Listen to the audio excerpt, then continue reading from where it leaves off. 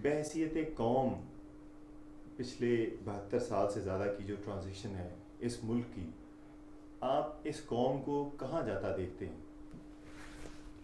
बहुत शुक्रिया। चूँकि आप एक बहुत ही संजीदा बात से आपने बात शुरू की है।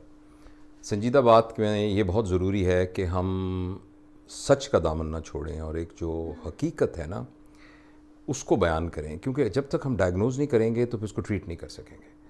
देखिए ना, अगर हम एक पेशेंट डायग्नोज करें तुम्हें कुछ नहीं है, बिल्कुल फिक्र ना करो, तुम्हें कुछ भी नहीं है, और वो कहे डॉक्टर बहुत अच्छा था लेकिन उसको कैंसर हो, तो this will be very unfair.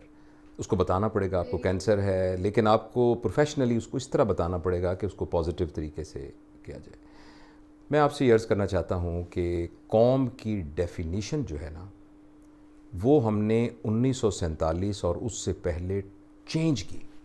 हमने दुनिया में एक इतना बड़ा काम किया, इतना बड़ा फ़िलोसॉफ़िकल लैंडमार्क क्रिएट किया। हमने कहा कौन कहता है कि कौम ज़बान से बनती है, कौन कहता है कि कौम जो है वो रस्म व रिवाज से बनती है, कौन कहता है कि कौम जो है वो एक जगह पर जोग्राफियाई रीज़न से बनती है। कौम तो सिर्फ़ इसलिए बनती है कि जिसने कलमा पड़ा हुआ है वो सारे एक कौम है। देखिए ना, हमने कितना बड़ा नज़रिया दिया ना, आप कितना बड़ा, ये पूरी दुनिया के लिए एक बहुत ही नई बात थी।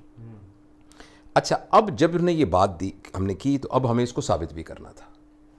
अगर तो हम इसको साबित कर पाते तो इस वक्त हम पूरी दुनिया में एक इस बहुत बड़े नज़रिए के हामी, एक नज़रिए के यानी एक कस्टोडियन होते, उसके खालिक होते, और पूरी दुनिया हमें रहनुमा बनाकर ये कहती भाई हमें तो पता ही नहीं था, हमें तो इन्होंने बताया है कि कौम होती क्या है। लेकिन अनफॉर्चुनेटली हम उस बात को साबित नहीं कर सके।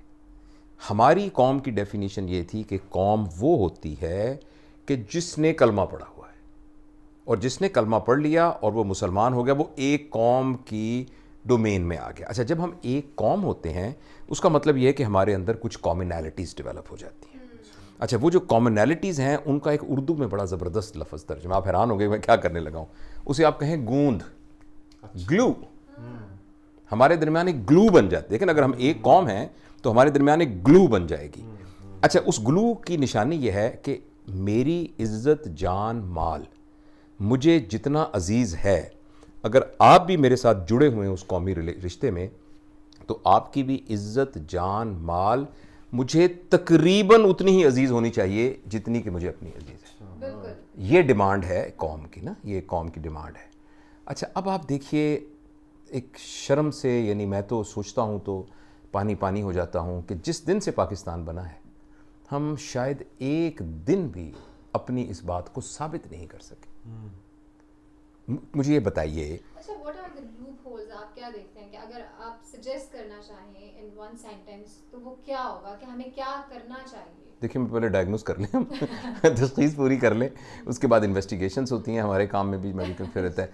अब आप देखिए ना, क्या हम अभी नहीं कहते कि बलूचिस्तान के जाग पंजाबी जाग, सिंध हमारा ये है, बलूचिस्तान को फलां है, पख्तून हमारा, ये हम कर नहीं रहे इस तरीके से। जी उठ महाजर उठ, हम ये कर नहीं रहे। अच्छा, अब आप यहाँ जब आ जाइए, जनूबी पंजाब, फलान शुमाली पंजाब, तख्ते लाहौर ने हमें ये सारी टर्म हम सुनते रहते हैं। अच्छा, जब यहाँ आ जाते हैं, जट बरादरी, राई बरादरी, राजपूत बरादरी, आप इलेक्शन में आप देखिए, आप कवर करते होंगे आपका कि यहाँ वोट जो हैं आवान बरादरी के हैं, यहाँ फलानी। कौन सी कौम, किस कौम की हम बात कर रहे हैं?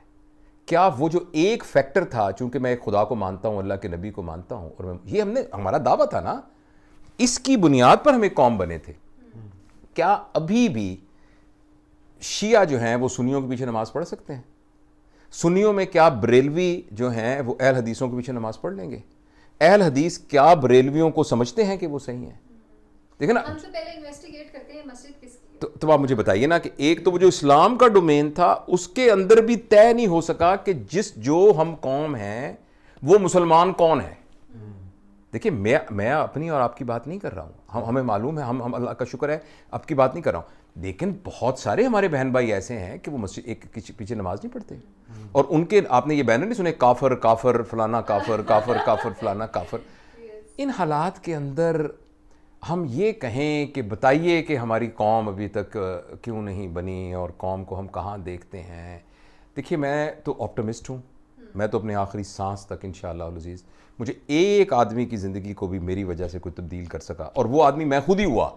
मैं ये भी नहीं कह रहा कोई और, मैं खुद मरने से पहले अगर तब्दील हो गया, मैं समझूंगा it was worth living, coming on this planet was worth, क्योंकि मैं कम से कम खुद एक सही बंदे के तौर पे मैंने ज़िंदगी गुजारी है, ठीक है ना।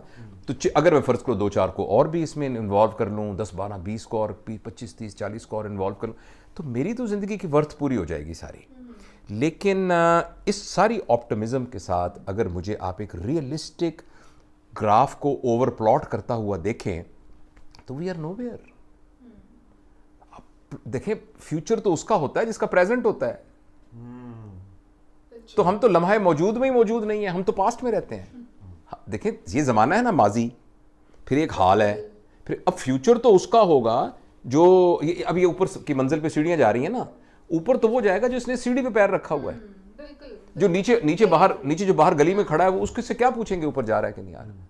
तो अगर आप रियलिस्टिक मुझसे पूछें तो we all of us are living in past. Past does not exist. Past हमारे दिमाग के अंदर एक हाइपोथेटिकल कंस्ट्रक्ट है।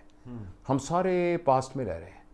अभी भी लोग इस बात पर लड़ रहे हैं कि 1400 साल पहले जो वो वाकया हुआ था, उस वाकये में हम उसके साथ हैं, हम उसके साथ हैं, जिसके बारे में ना आपसे मुझसे पूछा जाएगा, ना उसकी कोई रेलेवेंस है इसके साथ।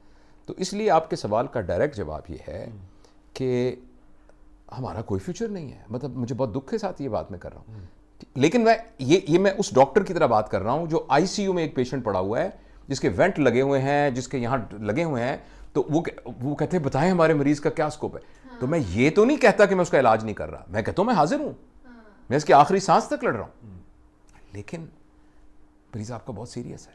यानी आप फॉल्स होप पे आप नहीं। मैं तो हाजिर हूँ, मैं इंशाल्लाह। देखें, मैं हम तो करेंगे सारे, और हमने हटना भी नहीं है, लेकिन ये कि एज वी स्पीक हमें कुछ ना कुछ ड्रास्टिक करना पड़ेगा। मैं एक मरीज के प्लेटलेट गिर रहे हैं, हम कहते हैं भाई बज़ाहिर तो ये जा रहा है, लेकिन प्लेटलेट कहीं से लग जाएंगे तो ये खड़ा हो जाएगा, इस तरह हो जाएगा। इसलिए हम सबको बड़ा सीरियस होने की ज़रूरत है। पता नहीं अब आपके सवाल और भी होंगे, मैं इसलिए ये बहुत सारी ना आजकल एक बात कर रहा हूँ, और जब वो इमरान खान साहब से हुई थी मुलाकात, उनको भी मैंने एक छोटी सी बात बताई थी, ज़ाहिर है उनकी टीम को ही बताई थी जो पहुंची होगी। एक चीज़ हमारे हर पाकिस्तानी के दिल में डालने की ज़रूरत है, वो सवाल ये है कि वो सोने से पहले ये पूछे मैंने आज पाकिस्तान के लिए क्या किया। सुबह से लेकर हम शाम तक काम करते हैं, फिर कहते हैं आज फलां वाला बिजनेस में मैंने ये प्रोजेक्ट शुरू कर दिया, इसकी ना ये इसमें होगा, इसके अंदर ये वो हैं जो ज़हीन लोग हैं, सारे ये भी नहीं कर रहे हैं सारे ये वो जो ब्रिलियंट हैं, वो ये शाम को ये कह के जाते हैं अल्लाह का शुक्र है आज ये कर लिया। वो कहीं भी ट्रांसफ़र नहीं हो रहा मैंने पाकिस्तान के लिए क्या किया।